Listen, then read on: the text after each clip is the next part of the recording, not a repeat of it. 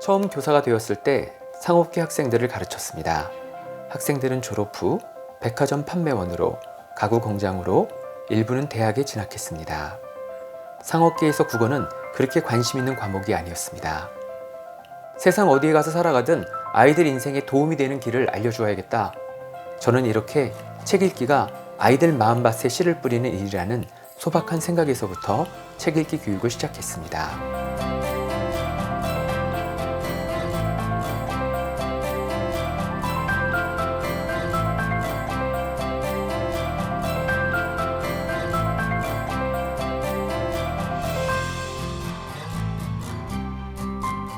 학생들하고 책 읽기 교육을 하면서 뭐 이렇게 야생성이 넘치는 세상에서 서로 막 상처도 주고 막 이러는데 책 몇 권 읽힌다고 해서 뭐 애들이 달라지겠냐 뭐 이런 생각이 들기도 하는데요.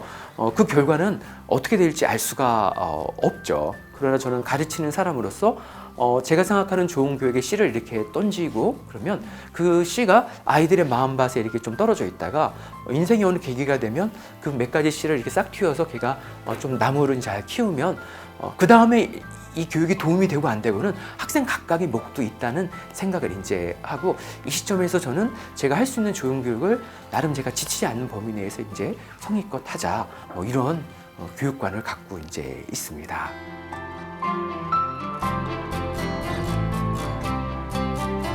시집을 갖고 하는 독서 활동을 잠깐 해보겠습니다.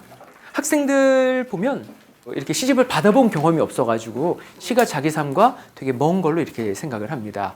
막상 살면서 시집을 읽기 시작하면 참 글도 짧은데 내용은 괜찮고 해서 인생에 좀 이렇게 마음의 밥이 되는 경우가 많이 있거든요. 그러면 둘씩 짝을 지어주시겠어요? 다른 분하고. 네, 짝선생님하고 이렇게 대주세요. 손을 떼면 안 되고요. 잠깐 붙여주시겠어요? 이제 서로의 얼굴을 보고 딱 1분 동안 이렇게 있는 거예요. 눈을 감으면 안 되고 말을 하면 안 돼요. 그 1분 동안은 상대의 얼굴을 이렇게 보는 겁니다. 자, 그러면 준비하시고 시작!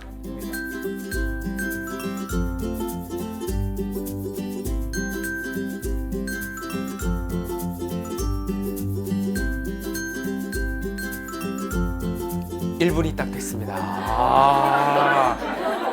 네. 네, 1분이 길죠, 어쩔 때. 네. 그러면, 선생님, 이 짝꿍 선생님의 얼굴과 느낌이 비슷한 시의 구절을 2줄에서 3줄만 지금부터 5분 동안 찾아주십시오. 왜 그런 느낌이 드는지 이유를 살짝 메모해 주셔도 좋고요. 옆에 분은 일어나셔서 얼굴을 보여주시고요. 발표하는 분은 일어나서 1초의 침묵을 지킨 다음에 그 시 구절을 분위기 있게 읊어주십시오. 그리고 3초 침묵을 지킨 다음에 이유를 설명해 주십시오. 작은 물방울이 톡톡 터지는 소리도 들렸다. 온 숲에서 달콤한 솜털 뽀얀 아가 냄새가 났다. 이 구절을 보는 순간 선생님의 이미지가 되게 닮아 있다고 생각했는데요.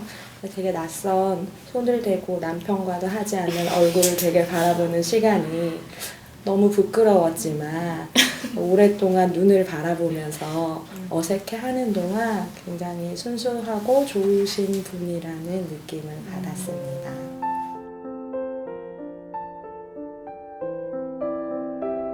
너희들의 삶과 이것이 연관이 있다라는 걸 가르쳐 주기에는 교과서보다는 단행본으로 접근하는 것이 훨씬 더 효과적인 방법이었던 것 같고요.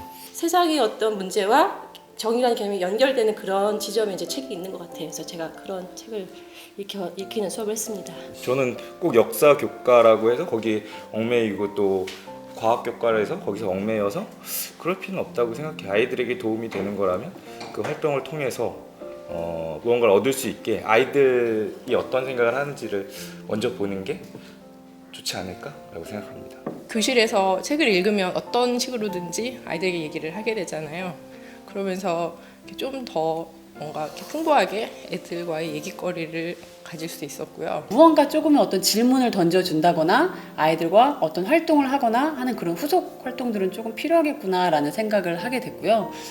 그래서 아이들과 서평 쓰기를 시작하고 대화하기를 시작하고 토론하기를 시작하고 하게 됐어요. 경기를 잘하고 못하는 것보다 얼마나 올바르게 경기를 하느냐, 그 경기에서 뭔가를 좀 뭔가 배움이 일어나는 우리가 소위 얘기하는 뭐 인성적인 측면이라든가 이런 것들에 초점을 맞췄던 것 같아요. 한 시대의 고민이라도 책으로 공부했던 경험을 가지고 있다면 후에 또 어떤 사실을 공부하고 싶을 때 찾아볼 수 있는 그런 그 기반을 배울 수 있는 방법이 독서 공부인 것 같아요. 사람마다 잘 읽을 수 있는 책이 다릅니다. 반 학생들에게 같은 책을 읽히는 방식은 실패할 가능성이 높아집니다. 그리고 사람마다 책을 읽고 하는 생각이 다릅니다. 그래서 혼자 책을 읽고 생각하는 과정과 친구와 이야기 나누는 과정이 함께 필요합니다. 무엇보다 교사가 지치지 않아야 됩니다. 이 정도라면 해볼 만해. 책 읽기 교육을 했더니 학교 생활이 풍요로워졌어. 정년퇴직 때까지도 할 수 있겠다. 이런 말들이 선생님들의 입에서 나오면 좋습니다. 일단 한 학기에 한 개 교과에서 한 권 정도 책을 읽히는 걸 계획으로 삼으면 좋습니다. 작게 시도해서 성공하는 기쁨을 맛봐야 계속 하고 싶어집니다. 실패를 걸음 삼아 지금의 책으로 통하는 꿈꾸는 국어고시를 만들어낸 저희 독서교육 이화기와 함께 실천해온 교사들의 독서교육이 앞으로 하나씩 공개됩니다.